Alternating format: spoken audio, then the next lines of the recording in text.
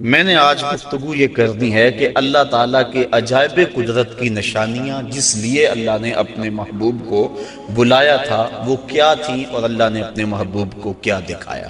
سب سے بڑی نشانی اور سب سے بڑی دولت جو محبوب کے دامن میں ڈالی گئی اور حضور کو عطا کی گئی وہ اپنا دیدار تھا۔ سب سے بڑی دولت جو اللہ تعالیٰ نے اپنے محبوب کو عطا فرمائی وہ اپنا دیدار تھا۔ رخ سے پردہ ہٹا دیا اور محبوب کو اپنا جلوہ دکھا دیا۔ اللہ اکبر۔ اعلی حضرت امام اہل محبت امام الشاہ احمد رضا خان فاضل بریلوی علیہ رحمہ فرماتے ہیں اور غیب بلا تم سے کیا نہاں ہو، جب خدا ہی تم سے نہ چھپا تم پہ کروڑوں درود۔ اب اس میں بھی اختلاف ہے کہ کیا دیدار الہی حضور نے معراج کی رات کیا تھا یا نہیں کیا تھا۔ بعض لوگوں کا موقف یہ ہے کہ حضور گئے تھے اور سدرۃ المنتہا کے پاس جبریل امین کو دیکھ کر آ گئے تھے، اللہ تعالیٰ کا دیدار نصیب نہیں ہوا۔ اگر یہ بات ہے تو پھر معراج موسیٰ علیہ السلام اور معراج مصطفیٰ میں فرق کیا ہوا کہ انہوں نے بھی نہ دیکھا اور یہ بھی نہ دیکھ سکے؟ اور جبریل کو اگر دیکھنے گئے تھے، جبریل تو 26,000 مرتبہ حضور کی چوکھٹ پہ آیا تھا، تو پھر حضور علیہ السلام وہاں گئے۔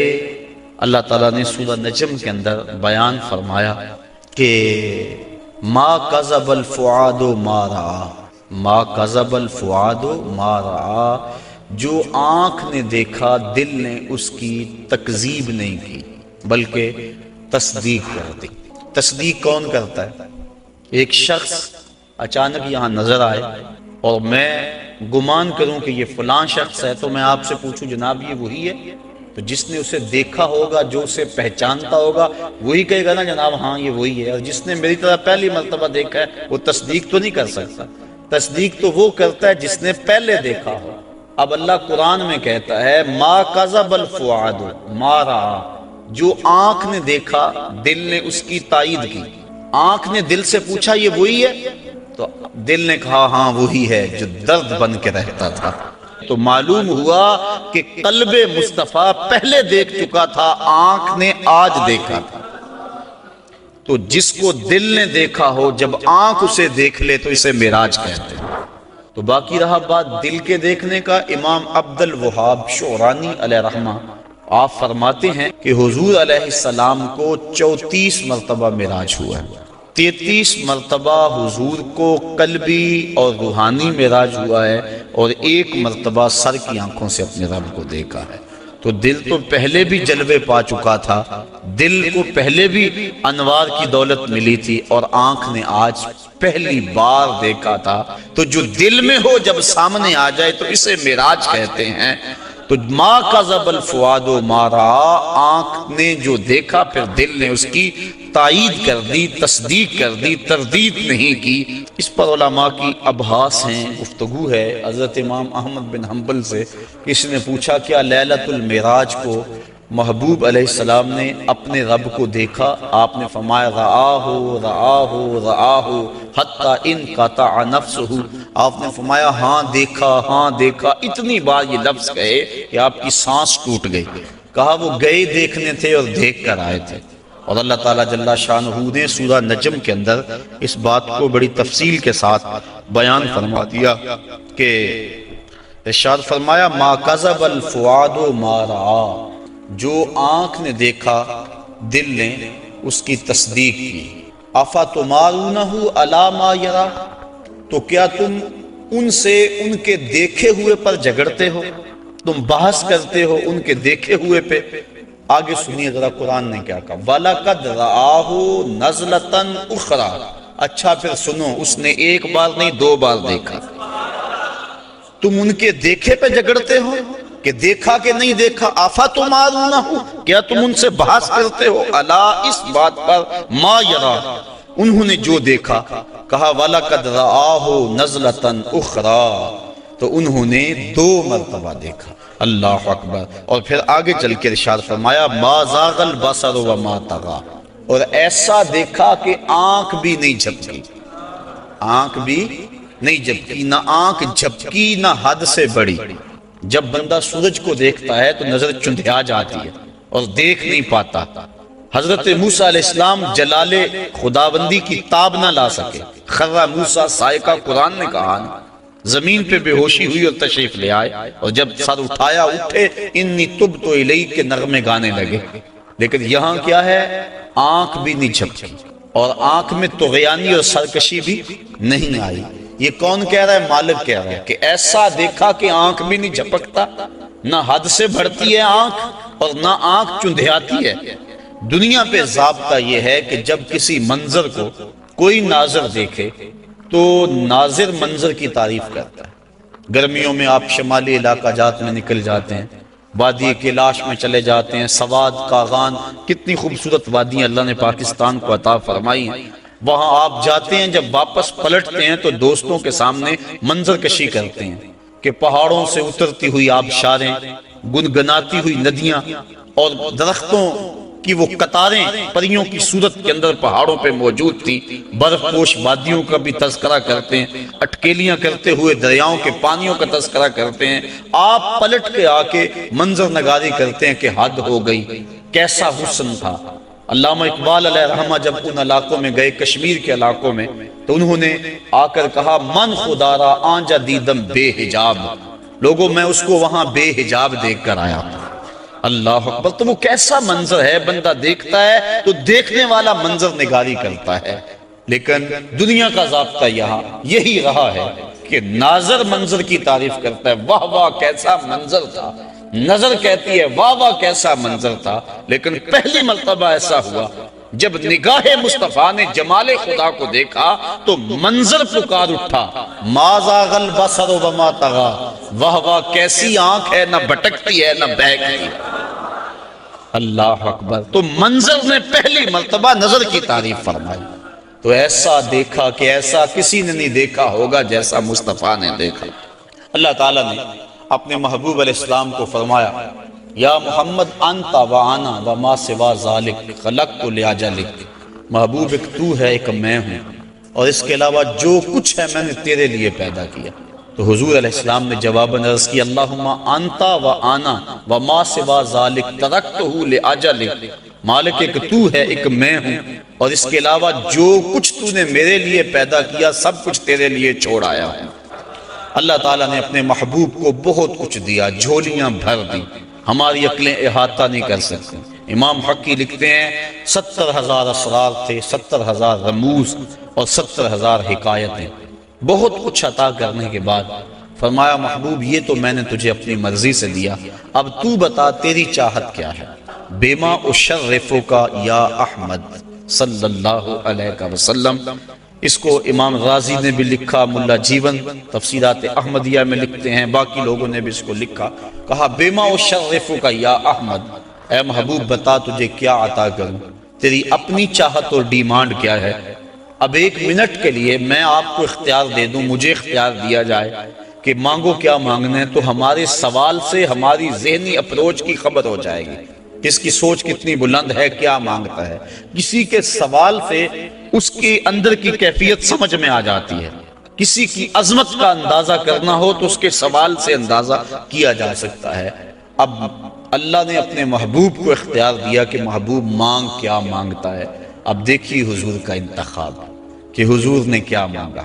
جب کہا بیما اشرفک، تجھے کس چیز سے نوازوں، تو عرض کی بنسبتی الیک شرفنی بالعبودیہ، اے اللہ ساری زندگی میں نے کہا کہ تو میرا رب ہے، سجدوں میں، قیام میں، رکوع میں، بدر کی وادی میں پتھر کھانے کھائے، اور میں نے کہا کہ تو میرا رب ہے، مطاف میں، حتیم میں، کعبۃ اللہ میں، سین حرم میں، ہر جگہ میں نے کہا کہ تو میرا رب ہے۔ آج تو بھی تو کہہ دے کہ تو میرا بندہ ہے۔ بنسبتی الیک شرفنی بالعبودیہ، آج تو مجھے بندہ کہہ کے پکار دے۔ تو اللہ تعالیٰ نے اپنے محبوب علیہ السلام کو معراج کے واقعہ میں جہاں بھی پکارا عبد کہہ کے، سبحان الذی اسری بعبدہ فاوحی الی عبدہ ما اوحی، اور پھر 50 نمازوں کا تحفہ دے کر حضور علیہ السلام کو روانہ کیا۔ تفصیلات بہت ساری ہیں، اختصار کے ساتھ اپنے مضمون کی طرف آ رہا ہوں۔ حضرت موسیٰ علیہ السلام چھٹے آسمان پہ ملے اور کہا کیا ملا؟ بتلایا کہ 50 نمازیں ملی ہیں اور جنابت پر 7 مرتبہ غسل کرنا ملا ہے، کسی کپڑے کو نجاست لگ جائے تو 7 بار اس کو دھونا اور اس سے وہ پاک ہو جائے گا، مجھے یہ ملا ہے۔ اللہ کی بارگاہ میں حاضر ہوا اور یہ تحائف لے کر پلٹا ہوں۔ تو حضرت موسیٰ علیہ السلام نے کہا کہ آپ کی امت اتنا بوجھ برداشت نہیں کر سکتی، چونکہ میں بنی اسرائیل کا تجربہ رکھتا ہوں، یہ 50 نمازیں نہیں پڑھیں گے۔ اللہ کی بارگاہ میں جائیں اور تخفیف کی درخواست کریں۔ حضور علیہ السلام حاضر ہوئے، تخفیف کی درخواست کی، 5 نمازیں معاف ہوئی، باقی 45 رہ گئی۔ اس طرح باقی معاملات میں بھی تخفیف ہوئی۔ پھر آئے، انہوں نے پھر کہا، پھر گئے، پھر آئے، حتیٰ کہ اللہ حاضر قیاس 5 نمازیں رہ گئیں۔ حضرت موسیٰ علیہ السلام نے عرض کی کہ حضور ایک مرتبہ اور جائیے۔ فرمایا مجھے اب اپنے رب سے حیا آتی، چونکہ عادت باری تعالیٰ یہ تھی کہ ہر بار 5 نمازیں معاف ہوتی تھی، اب رہ ہی 5 گئی تھی۔ اب جاتے تو اللہ یہ بھی رخصت دے دیتا، جو 50 سے 5 کر سکتا ہے وہ 5 میں بھی تخفیف فرما سکتا تھا، لیکن کہا اب مجھے اپنے رب سے حیا آتی ہے۔ اب اس پر 2-3 باتیں۔ ایک یہ کہ اللہ کے علم میں بلا نہیں تھا کہ بالآخر 5 نمازیں رہ جانی، پتا تھا نا اللہ کو بالآخر 5 رہ جانی، تو اللہ دیتا ہی 5۔ پہلے 50 دی، پھر گئے، پھر 5 معاف کی، پھر گئے، حتیٰ کہ 9 مرتبہ جانا ہوا اور پھر 5 رہ گئی۔ اللہ تعالیٰ کا علم بڑا وسیع ہے اور اللہ تعالیٰ کا علم قدیم ہے اور حادث نہیں، تو اس کو پتا تھا کہ بالآخر 5 نمازیں رہ جانی ہیں، وہ عطا ہی 5 کرتا۔ لیکن اگر وہ 5 دیتا، لوگوں کو عظمت مصطفیٰ کا علم کیسے ہوتا؟ اللہ کے ہاں جو محبوب علیہ السلام کی محبوبیت ہے اس کا پتہ کیسے چلتا؟ اور دوسری بات، لا تبدیل لکلمات اللہ، اللہ کی باتیں تبدیل، اور یہاں بظاہر 9 مرتبہ تبدیلی آئی ہے۔ کتنی مرتبہ؟ تو اللہ تو فرماتے میری باتیں تبدیل نہیں ہوتی، یہاں 9 مرتبہ تبدیلی آئی، تو اللہ تعالیٰ نے دوسرا ضابطہ دے دیا، من جاء بالحسنۃ فلہ عشر امثالھا، جو ایک نیکی کرے 10 کا ثواب دوں گا۔ اللہ کی باتیں نہیں بدلتی، تم 5 پڑھو گے ثواب میں 50 کا ہی عطا فرماؤں گا۔ تو یہ جو معراج ہے، اس کا جو اہم ترین تحفہ امت کے لیے حضور لے کر آئے وہ نماز کی صورت میں تھا، اور ارشاد فرمایا حبب الی من دنیاکم ثلاث الطیب والنساء وجعلت قرۃ عینی فی الصلاۃ، مجھے تمہاری دنیا سے صرف 3 چیزیں پسند ہیں، خوشبو، منکوحہ عورتیں، اور میری آنکھوں کی ٹھنڈک نماز میں رکھی گئی۔ اور یہ بھی فرمایا الصلاۃ معراج المؤمنین، نماز مومنوں کا معراج ہے۔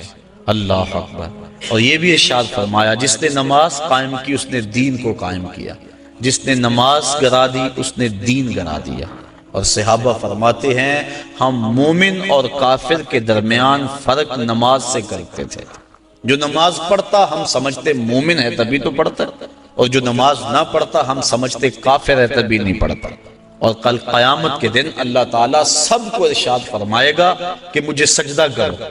آج کوئی کرتا ہے یا نہیں کرتا، کل تو چاہے گا، لیکن جو نماز نہیں پڑھتا ہوگا باوجود آرزو رکھنے کے اس کی کمر اکڑ جائے گی اور وہ اللہ کو سجدہ نہیں کر سکے گا۔ اور پھر جس صف میں دشمنان خدا کھڑے ہوں گے، فرعون، حامان، ابی بن خلف، بے نمازی کو صف میں کھڑا کر دیا جائے گا۔ ہم میں سے کیا کوئی گوارا کرتا ہے کہ فرعون کے کندھے سے کندھا جوڑ کے کھڑا ہو جائے، اور اس صف پر لعنتیں برس رہی ہوں گی جس صف میں یہ لوگ کھڑے ہوں گے؟ تو اگر ہم اس کو گوارا نہیں کرتے، اور کبھی بھی ایک مومن گوارا نہیں کرتا کہ دشمنان خدا کے ساتھ کھڑا ہو، تو پھر اگر ہم نماز نہیں پڑھتے تو ہمیں توبہ کر کے پچھلی بھی نمازیں پڑھنی چاہیے، قضا کرنی چاہیے، اور آئندہ ہمیں قصد کر لینا چاہیے کہ آج کے بعد نماز نہیں چھوڑیں گے۔ حضرت ابو ذر غفاری رضی اللہ تعالی عنہ کے ساتھ حضرت عثمان رضی اللہ تعالی عنہ تھے۔ ایک تو حضرت عثمان بن عفان ہیں، یہ اور صحابی ہیں۔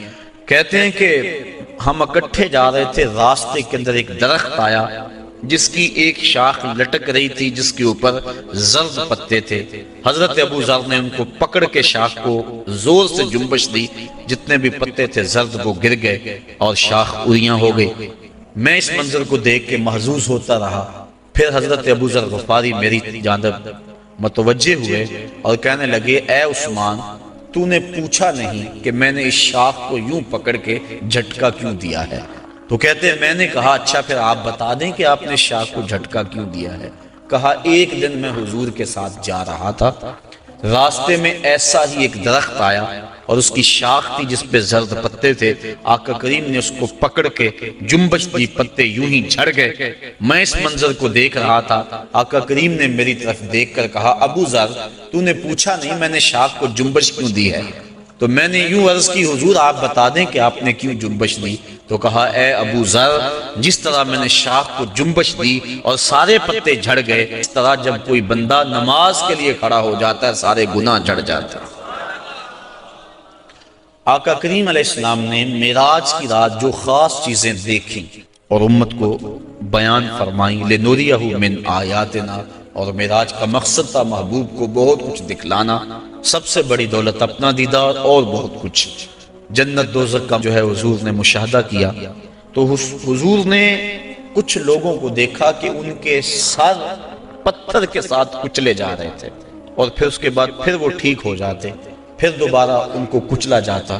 تو جبریل امین سے حضور علیہ السلام نے پوچھا کہ یہ کون لوگ ہیں اور ان کے سر کیوں کچلے جا رہے ہیں؟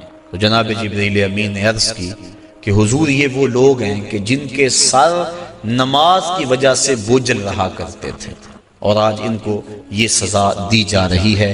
تو نماز سے سروں کا بوجھل رہنا یہ اس قدر کبھی امر ہے کہ قیامت کے دن اس کی سخت سزا ہوگی۔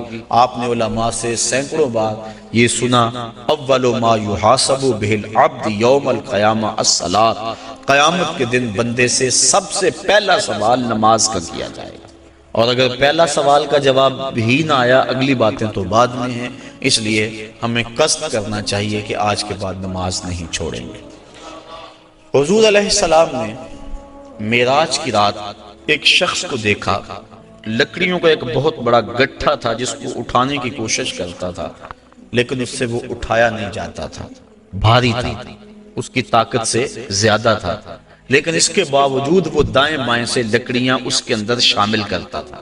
پوچھا کہ یہ کون شخص ہے؟ اس کا جو گٹھا ہے لکڑیوں کا وہ پہلے بڑا بھاری ہے اور مزید وہ لکڑیاں دائیں بائیں سے لے کر اس کے اندر شامل کر کے اس کو مزید وزنی کرتا چلا جا رہا ہے۔ تو عرض کی کہ حضور یہ آپ کی امت کا وہ شخص ہے کہ جس کے پاس لوگوں کی کثرت کے ساتھ امانتیں موجود ہیں اور وہ ان کو ادا کرنے کی پوزیشن میں نہیں، لیکن اس کے باوجود اور امانتیں پکڑتا چلا جا رہا ہے، اور اس بات میں حدیث ہے کہ لوگ میرے پاس پیسے امانتیں جمع کروائیں۔ تو کل قیامت کے دن اس صورت کے اندر جو ہے وہ اس کی سزا دکھلائی گئی کہ اس گٹھے کو اٹھانے کی کوشش کرتا ہے، اور ایک روایت میں آتا ہے کہ کل قیامت کے دن جس شخص نے لوگوں کی امانتیں دینا ہوں گی تو اس کو لوگ پکڑیں گے اور کہیں گے ہماری امانتیں واپس کر، وہ کہے گا اب اس وقت تو میرے پاس کچھ نہیں۔ اسے فرمایا جائے گا کہ جو ان لوگوں کی امانتیں تیرے پاس ہیں وہ ایک جگہ رکھی ہوئی ہیں، اگر تو ان کو وہاں سے لا کر کے دے دے تو تیری جان چھوڑ سکتی ہے۔ تو وہ کہے گا کہ کہاں ہیں؟ تو اس کو جہنم کے دروازے پہ لے جایا جائے گا اور پھر کہا جائے گا اس جہنم میں اتر، اس کے پیندے میں امانتیں رکھی ہیں اور وہ نکال کے ان لوگوں کو دے۔ اور حدیث کی روح سے جہنم کی جو گہرائی ہے وہ 70 سال لگتے ہیں اس کی تہہ تک پہنچنے میں۔ آقا کریم تشریف فرما تھے کہ ایک دھماکے کی آواز آئی، پوچھا صحابہ اس آواز کو سنا؟ عرض کی ہاں۔ فرمایا کہ یہ آواز کیسی ہے؟ اللہ و رسولہ عالم۔ عرض کی اللہ اس کا رسول جانتا ہے۔ فرمایا 70 سال قبل جہنم میں ایک پتھر پھینکا تھا، اب وہ پیندے پہ گرا ہے، یہ اس کے گرنے کی آواز ہے۔ تو 70 سال جاتے ہوئے لگتے ہیں اور 70 سال آتے ہوئے لگتے ہیں۔ بعض لوگ کہہ دیتے ہیں یار اگر جہنم میں گئے بھی تو ایک جھٹکا لگے گا، اگر ایک جھٹکا بھی لگا تو 140 سال لگ جائیں گے۔ فما اصبرهم علی النار، لوگوں کا آگ پر کتنا بڑا حوصلہ ہے کہ وہ ایسی باتیں کر جاتے ہیں۔ اب اس کو 70 سال جہنم کے پیندے تک اترنے میں لگیں گے۔ وہاں واقعی امانتیں جو لوگوں کی اس نے پکڑی ہوئی ہوں گی وہ موجود ہوں گی، ان کو پکڑ کے پھر 70 سال تک اوپر آئے گا، اور جب وہ کنارے پہ آ کے باہر نکلنے لگے گا پھر پاؤں پھسل جائے گا، اور پھر 70 سال تک لڑکتا ہوا نیچے چلا جائے گا، پھر 70 سال بعد آئے گا، اور جب اس کی دیوار کے آخر تک پہنچے گا لیکن پھر اس کا پاؤں پھسل جائے گا۔ لوگوں کی امانتیں ہڑپ کرنے والے کو قیامت کے دن یہ سزا دی جائے گی۔ میں اور آپ اتنا بوجھ اٹھائیں جتنا ہم اٹھا سکتے ہیں، اور ہمیں دیکھیں کہ ہم ہمارے ذمے جو ہے وہ کسی کا غصب کیا ہوا، کسی سے رشوت میں لیا ہوا، اور کسی کی مجبوری سے فائدہ حاصل کر کے اس سے مال لیا ہوا، اور دیوار رکھتے ہوئے ہم سائے کے 2 انچ دبائے ہوئے، ہم سب کچھ دیکھ سکتے ہیں اور اپنے مستقبل کی منصوبہ بندی کر سکتے ہیں۔ حضور علیہ السلام آگے گئے تو آقا کریم نے دیکھا کہ کچھ عورتیں ہیں کہ جو چھاتیوں کے بل لٹکائی گئی ہیں۔ فرمایا کہ یہ کون سی خواتین ہیں؟ تو عرض کی کہ حضور آپ کی امت کی یہ وہ عورتیں ہیں جو زنا کیا کرتی اور آج ان کو یہ سزا دی جا رہی ہے۔ اس سے آگے بڑھے تو دیکھا کہ کچھ لوگوں کے سامنے خوشبودار اور چھوٹے چھوٹے ٹکڑے گوشت کے پڑے ہوئے ہیں لیکن وہ اس کو نہیں کھا رہے۔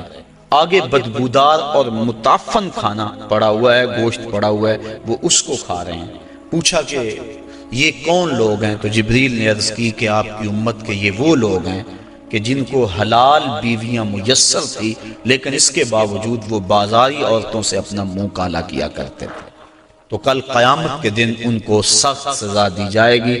آگے بڑھے تو حضور علیہ السلام نے دیکھا کہ کچھ لوگ ہیں کہ جن کے پیٹ بہت بڑے ہیں اور ان کے اندر سانپ ہیں، تو وہ کھڑے ہوتے ہیں لیکن پیٹ کا بہت بڑا ہونا ان کو کھڑا نہیں ہونے دیتا، پھر گر جاتے ہیں۔ پوچھا کہ یہ کون لوگ ہیں؟ تو بتلایا گیا کہ یہ وہ لوگ ہیں جو سود کھایا کرتے تھے۔ سود کی حرمت قرآن مجید میں بڑی وضاحت کے ساتھ آئی اور فرمایا سود لینے والا، حضور نے ارشاد فرمایا سود دینے والا، سود کی رقم پہ گواہ بننے والا اور سود کی رقم کے معاملے کو لکھنے والا گناہ میں برابر کے شریک ہے۔ تو اس لیے ہمیں ان چیزوں سے بچنا چاہیے۔ ایک حدیث میں آیا، آقا کریم نے ارشاد فرمایا، حضرت علی المرتضیٰ سے روایت ہے، فرمایا 7 اشخاص ایسے ہیں جب تم انہیں قبر میں دفن کر کے آتے ہو تو ان کے رخ قبلے سے پھیر دیے جاتے ہیں، اور ساتھ فرمایا فَاذْهَبُوا وَانْبُشُوا قُبُورَهُمْ فَإِن لَّمْ تَجِدُوا هَٰكَذَا مَا قُلْتُ لَكُمْ فَهُوَ بَاطِلٌ، کہا جاؤ جا کے قبریں اکھیڑ کے دیکھ لو، اگر ایسا نہ پاؤ جیسا میں کہہ رہا ہوں تو آ کے کہہ دینا کہ غلط کہا تھا۔ عرض کی قیلا من ہم یا رسول اللہ صلی اللہ علیہ وسلم، عرض کی حضور یہ کون لوگ ہیں کہ جن کے رخ قبر میں قبلے سے پھیر دیے جاتے ہیں؟ تو حضور نے ارشاد فرمایا شارب الخمر و بائع البش و شاہد الزور و آکلۃ الربا و النائحۃ والمحتقر و تارک الجماع۔ 7 اشخاص گنوائے۔ پہلا شارب الخمر، شراب پینے والا۔ ایک روایت کے لفظ ہیں کہ شراب اپنے لیے بنانے والا، کسی اور کے لیے بنانے والا، شراب پینے والا، شراب پلانے والا، شراب بیچنے والا، شراب خریدنے والا، اور جس کے لیے شراب خریدی ہے، شراب کو ڈھونے والا، دوسری جگہ منتقل کرنے والا، ہمارا سب پر اللہ کے رسول نے لعنت بھیجی۔ تو یہ ایسا برا فعل ہے۔ ایک روایت کے لفظ میں نے پڑھے کہ شارب الخمر کعابد الوثن، شراب پینے والا بت پوجنے والے کی طرح۔ ہمارے معاشرے میں شراب نوشی سرایت کر گئی ہے، اور اب تو بعض طبقوں کے اندر یہ برا بھی نہیں سمجھا جاتا، جبکہ حلال سمجھ کے پینا تو کفر ہے، اور اس کو حرام سمجھتے ہوئے اس کی حرمت کے قائل ہونے کے باوجود پینا یہ گناہ کبیرہ ہے، اور منع فرمایا گیا سختی کے ساتھ۔ ارشاد فرمایا ایک تو ویسے بھی شرابی جب مرتا ہے اسے مرتے ہوئے کلمہ نصیب نہیں ہوتا، اور دوسرا یہ روایت جو میں نے آپ کے سامنے رکھی کہ اس کا قبلے سے رخ پھیر دیا جائے گا۔ اور اب یہ بھی میڈیا پہ بیٹھ کے ہمارے روشن خیال حکمرانوں کی ایما پر لوگ کہہ رہے ہیں کہ صرف خمر حرام ہے، باقی جو چیزوں سے وہ کشید کی گئی چیزیں ہیں وہ حرام نہیں ہے، جبکہ میرے اور آپ کے آقا و مولا صلی اللہ علیہ وآلہ وسلم نے واضح طور پہ فرمایا ہر وہ چیز جو نشہ لاتی ہے وہ شراب ہے، اور ہر شراب خمر حرام ہے۔ تو وہ نشہ چاہے کوئی بھی چیز لانے والی ہو اس کو شریعت نے واضح طور پہ حرام کر دیا۔ یہ دوسرا بائع البش، جن کے رخ جو ہیں وہ قبلے سے پھیر دیے جائیں گے، تو فرمایا ان میں سے بردہ فروشی کرنے والا، انسانوں کی خرید و فروخت کرنے والا۔ اب دنیا پہ یہ اس انداز سے غلامی کا انداز تو نہیں ہے، لیکن اعضائے انسانیہ کو اب بھی لوگ فروخت کر رہے ہیں۔ آپ روزانہ اخبارات میں پڑھتے ہیں کہ گردہ فروشی کا کاروبار اور مختلف اعضائے بدنیہ کا کاروبار۔ تو یہ دوسرے وہ شخص جو انسان یا انسان کے کسی عضو کا کاروبار کرتے ہیں، کل جب وہ مریں گے تو ان کا رخ قبلے سے پھیر دیا جائے گا۔ تیسرا ارشاد فرمایا وَشَاهِدُ الزُّورِ، اور جھوٹی گواہی دینے والا۔ بلکہ ایک روایت میں آقا کریم نے فرمایا میں تمہیں بڑے بڑے گناہوں کی خبر نہ دے دوں، الا انبئکم بأکبر الکبائر، بڑے بڑے گناہوں کی خبر نہ دے دوں؟ صحابہ نے عرض کی ہاں حضور، آپ ارشاد فرمائیں۔ فرمایا الاشراک باللہ وعقوق الوالدین الا وقول الزور، اور ایک فرمایا وشہادت الزور۔ یہ مختلف اقوال ہیں احادیث میں، مختلف احادیث میں، تو شہادت الزور جھوٹی گواہی کو حضور علیہ السلام نے جو ہے وہ اکبر الکبائر میں شمار کیا۔ اور چوتھا فرمایا سود کھانے والے، سود لینا، سود دینا، سود لکھنا، اس کی رقم پر گواہ بننا، ان وزر میں فرمایا چاروں برابر ہیں۔ اور ایک روایت ہے صحاح کی، ارشاد فرمایا کہ سود کے گناہ کے 70 درجے ہیں، اور کم سے کم درجہ اپنی ماں سے زنا کرنا ہے۔ اب میں اور آپ دیکھیں اور اپنی زندگی کی راہ کو درست کریں۔ آگے فرمایا وَالنَّائِحَاتُ، نوحہ کرنے والی عورتیں جب قبر میں جائیں گی تو ان کا رخ پھیر دیا جائے گا۔ جب کوئی شخص فوت ہو جاتا ہے تو صبر کا حکم ہے۔ آنکھوں کا غم اور دل کا غم رحمان کی طرف سے ہے، ہاتھوں کا اور زبان کا غم شیطان کی طرف سے ہے۔ فرمایا لیس منا من ضرب الخدود وشق الجیوب ودعا بدعوی الجاہلیہ، جس نے گریبان نوچے، اپنے منہ پہ تھپڑ مارے اور جہلوں جیسی باتیں کی، فرمایا ہمارے سے اس کا کوئی تعلق نہیں ہے۔ تو دل غم زدہ ہو، آنکھوں سے روئیں، اس شریعت نے منع نہیں کیا، لیکن واویلا کرنا، کوئی کہہ رہا اللہ تجھے ترس نہ آیا، کوئی کچھ بول رہا ہے معاذ اللہ، یہ کفریہ کلمات ہیں۔ تو فرمایا نوحے کرنے والے کل جب مریں گے تو ارشاد فرمایا کہ وہ عورت جو نوحے کرتی ہے قبر سے اس کا رخ قبلے سے پھیر دیا جائے۔ والمحتکر، اور چھٹا شخص جو ذخیرہ اندوزی کرتا ہے۔ ذخیرہ اندوزی انسان کا کھانے پینے کا سامان ہے، غلہ، اور جانوروں کا جو چارہ ہے، اس میں ذخیرہ اندوزی شریعت نے منع فرمائی ہے۔ باقی جو معاملات ہیں کاروبار آپ کے، ان میں اگر کر لیں تو وہ منع نہیں۔ اور اس میں حضور نے ارشاد فرمایا جس نے 40 دن تک ذخیرہ اندوزی کی، اللہ تعالیٰ اسے 40,000 سال جہنم کی آگ میں جلائے گا۔ آخر فرمایا وَتَارِكُ الْجَمَاعَةِ، اور جو جماعت کو چھوڑنے والا ہے، نماز تو پڑھتا ہے لیکن جماعت سے نہیں پڑھتا۔ حضرت محمد بن سماعہ ایک بزرگ ہیں، امام محمد بن حسن الشیبانی کے شاگرد، اور امام محمد بن حسن الشیبانی امام اعظم کے شاگرد ہیں۔ محمد بن سماعہ کہتے ہیں 103 سال عمر پائی، کہتے ہیں 40 سال بیت گئے، جماعت کیا میری تکبیر اولیٰ بھی قضا نہ ہوئی، میری والدہ کا انتقال ہو گیا، بس مصروفیت ایسی ہوئی، صدمہ ایسا پڑا کہ میں مسجد میں آیا، سلام پھر گیا تھا، جماعت ہو چکی تھی، بڑا پریشان ہوا کہ زندگی میں کبھی کوئی تکبیر اولیٰ بھی نہیں رہی، آج جماعت بھی جاتی رہی۔ پھر میں نے سوچا ایک نماز جو جماعت سے پڑھی جائے، منفرد پڑھنے والی 25 نمازوں کے برابر ہے، ایک روایت میں 27 نمازوں کے برابر ہے، چلو میں اس نماز کو 25 بار پڑھ لیتا ہوں۔ کہتے ہیں میں کھڑا ہو گیا اور اس نماز کو، ان فرائض کو میں نے 25 بار پڑھا، اور جب 25ویں بار پڑھ رہا تھا تو حاطب سے آواز آئی، اے محمد بن سماعہ تم نے نماز تو 25 مرتبہ پڑھ لی، لیکن جب امام ولدالضالین کہتا ہے اور اس کے ساتھ فرشتے آمین کہتے ہیں، وہ آمین کہاں سے لاؤ گے؟ تو کہتے ہیں میں پریشان ہوا کہ میں 25 چھوڑ کے 25,000 مرتبہ بھی پڑھوں لیکن جماعت کی فضیلت نہیں پا سکتا۔ تو فرمایا وَتَارِكُ الْجَمَاعَةِ، اور جماعت کو ترک کرنے والا۔ حضور علیہ السلام نے ارشاد فرمایا کہ پھر میں آگے بڑھا تو میں نے کچھ لوگوں کو دیکھا کہ ان کی زبانیں لوہے کی کینچیوں سے کاٹی جا رہی تھی۔ میں نے جبریل امین سے پوچھا کہ یہ لوگ کون ہیں کہ جن کی زبانیں لوہے کی کینچیوں سے کاٹی جا رہی ہیں؟ جبریل نے عرض کی کہ حضور یہ آپ کی امت کے وہ فتنہ پرور خطیب ہیں جو کہتے کچھ اور تھے کرتے کچھ اور تھے۔ ہاؤلائی خطباء الفتنہ، یہ فتنہ پرور خطیب ہیں جن کی زبان معاشرے میں آگ لگاتی تھی اور زمانے کو کچھ اور کہتے تھے لیکن اپنا عمل اور اپنا کردار ان کا کچھ اور تھا۔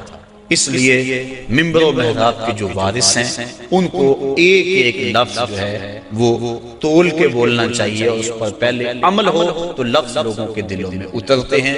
تقریر سادہ ہو یا مختصر ہو اس سے کوئی غرض نہیں ہے، لیکن اگر انسان کی گفتگو کے پیچھے اس کے اپنے عمل کی قوت نہیں ہوگی تو چاہے اس کی تقریر سے لوگ لوٹ پوٹ ہو جائیں اور سارا دن دھوم مچی رہ کے حد ہو گئی، لیکن اس کے اثرات روح تک نہیں پہنچیں گے، وہ دماغ تک ہی ٹھہر جائے گی، دل تک نہیں پہنچ پائے گی۔ اس لیے فرمایا یہ آپ کی امت کے وہ فتنہ پرور خطیب ہیں کہ جو زبان سے کچھ اور کہتے ہیں اور ان کا اپنا کردار اور عمل اور ہے۔ انسان جب اپنی زبان کو کھولے تو اپنے عمل کا جائزہ لے لے۔ آپ اور میں بھی جو ہے وہ اپنی زندگی میں اس چیز کو غور کے ساتھ دیکھیں۔ غالباً حضرت باجید بستامی آپ کے پاس ایک بڑھیا آئی اور اس نے کہا کہ میرا جو بیٹا ہے یہ گڑ بہت کھاتا ہے، میٹھا بہت کھاتا ہے، آپ اس کو تاکید کر دیں، کوئی تعویذ لکھ دیں۔ آپ نے فرمایا اس کو کہ اس کو کل لے کر آنا۔ دور دراز کا سفر تھا، پیدل سفر تھے، دوسرے دن وہ تھکی ہاری پھر آئی۔ آپ نے بچے کے سر پہ شفقت کا ہاتھ پھیرا، کہا بیٹا زیادہ مناسب نہیں ہے کسی چیز میں بھی کثرت کرنا، لہٰذا جو ہے وہ اعتدال سے آگے نہ بڑھو اور زیادہ نہ کھایا۔ تو اتنا کہا اور کہا کہ جائیے، میں نے تاکید کر دی ہے۔ تو مائی نے کہا کہ حضرت کل میں آئی تھی اتنا لمبا سفر کر کے، اگر یہی بات کہنی تھی تو آپ کل ہی کہہ دیتے، اتنا لمبا سفر میں نے دوبارہ کیا۔ میں نے کہا شاید کوئی خاص عمل ہے جو آپ نے کرنا ہے۔ تو فرمایا کہ اصل بات یہ تھی کہ کل اتفاق سے میں نے خود کھایا ہوا تھا، اس لیے اسے منع کرتا تو شاید میری بات میں اثر نہ ہوتا۔ اب یہ ایک عام اور سادہ سی بات ہے، لیکن ہم اگر اپنے بچوں کو گھر میں تاکید کرتے ہیں نا، بعض کا لوگ کہتے ہیں کہ بچے نماز نہیں پڑھتے، اچھا جی ان کے لیے دعا کر دیں، ہم نہیں پڑھتے چلو یہ تو پڑھیں، تو میں کہا کرتا ہوں یہ کیوں پڑھیں؟ جب تم نہیں پڑھتے تو یہ کیسے پڑھیں؟ ماں باپ کو خود نمونہ بنانا چاہیے۔ اس طرح ہمارے علماء کو، مبلغین ہیں، مشائخ اعظام ہیں، جو بھی ذمہ دار ہے، جو بھی بات 2 4 10 20 50 لوگوں تک بات منتقل کرتا ہے، اس کو خود نمونہ بننا چاہیے۔ صرف یہ تقریر، واز، لچھے دار گفتگو اور اس سے لوگوں سے پیسے بٹور لینا یہ بات نہیں ہے، بلکہ بات جو دل سے نکلتی ہے اثر کرتی ہے۔ اس لیے ہم بات دل سے کہیں اور جو کہیں اس پر ہمارا پہلے عمل ہو۔ اللہ کی رضا کے لیے جئیں، اللہ کی رضا کے لیے مریں، یقیناً اس کی برکات ہیں۔ وہ اقبال علیہ الرحمہ نے کہا تھا کہ واعظ قوم کی وہ پختہ خیالی نہ رہی، برق طبعی نہ رہی، شعلہ میں کالی نہ رہی، رہ گئی رسم اعظم، روح بلالی نہ رہی، فلسفہ رہ گیا تلقین غزالی نہ رہی، مسجد مرثیہ خواہیں کہ نمازی نہ رہے، یعنی صاحب اوصاف وہ حجازی نہ رہے۔ اللہ تعالیٰ اپنی راہوں کا مسافر۔ میاں صاحب نے کیا کہا تھا؟ پڑھنے اتے مان کرینا تے نا آکھی میں پڑیا، او جبار کہار صداوے متا روڑ دے دودھ کڑے۔ اس لیے آخری دم تک انما الاعمال بالخواتیم، اعمال کا دار و مدار حسن خاتمہ پہ ہے۔ ادارۃ المصطفیٰ کے جتنے مبلغین ہیں، مصطفی فقیر ہیں، اور آپ لوگ جہاں جہاں سے بھی آئے ہیں، بس یہ کوشش کریں، یہ